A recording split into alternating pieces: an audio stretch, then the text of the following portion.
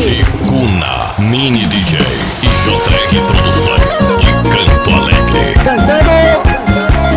fazendo seu novo sucesso. Ui, mage kena nyora cawe ne genya kena nyai cerita wa pintar mo genya kena nuat tengah gena mana cawe ne kena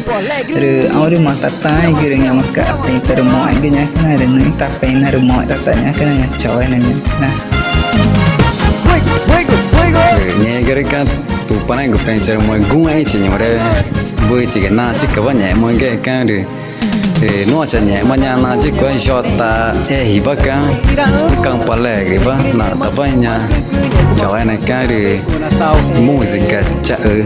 nó nhẹ mà cái na chặt tay cái na vợ cái na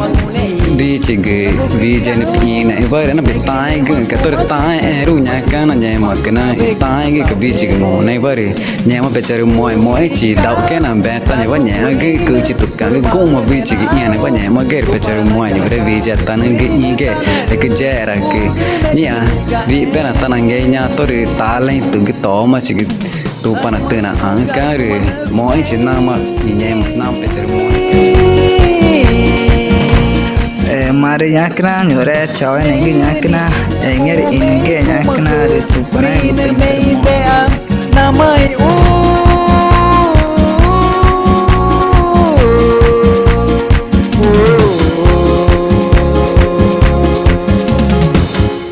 Inscreva-se no canal do YouTube Ticuna Mini DJ JR Produz TV. minha biblioteca,